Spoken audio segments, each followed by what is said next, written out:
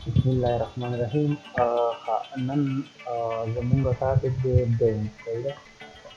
نو ما خو مخکې تا ته خبره وکړه چې د بینک نه دا مقصد نه دی چې مثال نیشنل بینک شو یا ایچ ډي ایل شو یا حبیب شو وغیره. د دې دا مقصد نه دی چې دغه بینک دغه هم پکې راځي، خو لکه ته په خپل فوکس په دغه نه کوې چې د بینک مطلب یعنې دا نه، دغه پیسې چې تا په هر ځای او د هر چا سره کېښودلې د دې بینک دغه مقصد راځي. ټیک شو. نو دغه څنګه کېږي؟ نن په دغې باندې زموږ هغه مین ټاپک دی. اکاونټ ته راځو، چارټ اف اکاونټ ته راځو. اکاونټ نیو انکم او ایکسپنسز موږ ویلي راځو بینک ته. په دې نه مخکې دا بره فکس ایسټ ته وګوره، میجر پرچیز دا زموږ اخرني ټاپکونه دي. په دې باندې بحث کار کوو چې یعنې ستا هغه جایداد ښیي یا ستا زه به تاته اوس په دې پښتو څنګه ټرمز استعمال کومه، ستا مطلب یو پراپرټي که نه چې د هغې کوم قیمت وي هغې ته حساب. دا خبره پرېښو، لکه اوس ضرورت نشته، اوس نه اکسپلین کوم درته. راځو بینک ته او کنټینیو کلیک کوم. صحیح ده. اولنی دی اکاونټ یعنې بینک. اکاونټ څه دی؟ زه به اول فی الحال د دې نه سټارټ وایم چې ایچ ډي ایل سب اکاؤنट फिलहाल के लिए डिस्कस तो डिस्क्रिप्शन लिखी करने की कोई लिखन से अभी बैंक लिमिटेड। सही है।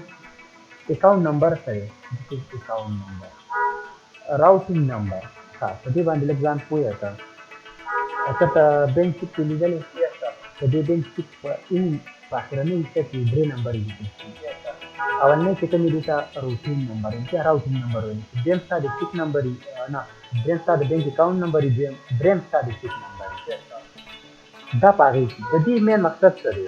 د دې مقصد څه دی؟ د دې مقصد دا دی چې دا ستا بینک اکاونټ کوم ځای کې لوکیټډ دی، یعنې کوم ځای کې موجود دی، یعنې کوم ځای کې جوړ شوی دی، کوم ځای کې جوړ شوی دی.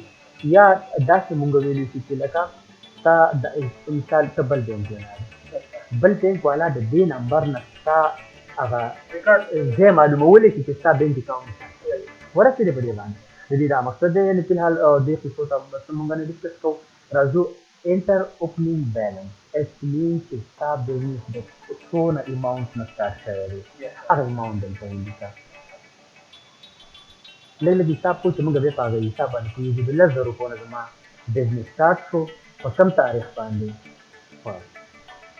This is open and save and close.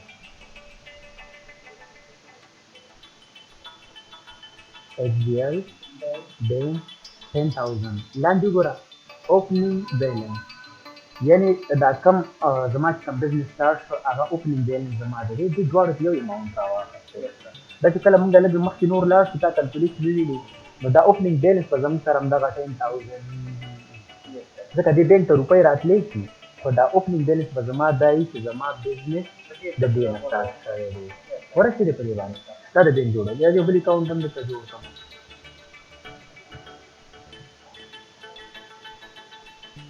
بل مثال درواله MDT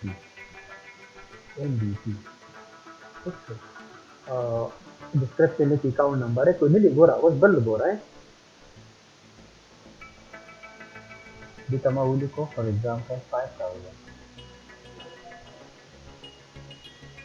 दावले मात्र डेढ़ सौ आके तो मफरी दा हर चीज लगा पता है वाड़ी कला दा रुपए दा कला ऊपर तारीफ है मात्र ऊपर खाम खत्म यानी कते दा वो नहीं लिखेगा ना मिसाल वही बनता لکه ضروري نه چې خامخا اکاونټ وي، لیکن دې مقصد دا دی چې زموږ صرف د روپو سټور کول دي. نو ځکه دا ما نه دا کوم هغه ضروري کړی نه دی چې خامخا ته اکاونټ نمبر نه لیکلی زه تا نه پرېږدم. نو دا وایي چې مطلب زموږ د روپو صرف ساتل دي. زه څه کوم دا کینسل کوم بل اکاونټ جوړوم. زم چې دا روپۍ دلته زما سره څه کړي زما سره په اپس کې پرتې دي. زه دلته اکاونټ جوړ کړم کیش ان هینډ. د دې په حساب کې د دې سره دا استعمالېږي چې یو پیسې زما سره موجوده په لاس کې دي. دې مطلب نه په لاس کې مطلب ماته په دفتر کې دي. نو دې لپاره دا سره ډېر زیات استعمالېږي. څومره تا سره دلته دي؟ زما سره دي مثال 1000 په دې تاریخ باندې زما سره موجوده پرتې دي.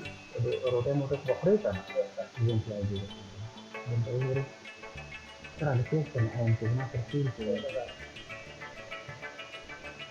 او دلته وګورئ ډیل کې څه دي په دلته بیا مې حساب بیا رسېږي تا سره اوس ټوټل ستا د انویسټمنټ اوس 11,000 روپۍ شو دا 1000 روپۍ نور هم د دې باندې زه نن څه حساب کتاب کوم دا هم راسره سره کېږي په دې پوه شولې مشکل خو نه دی دغه پلا دلته ایم کې صحیح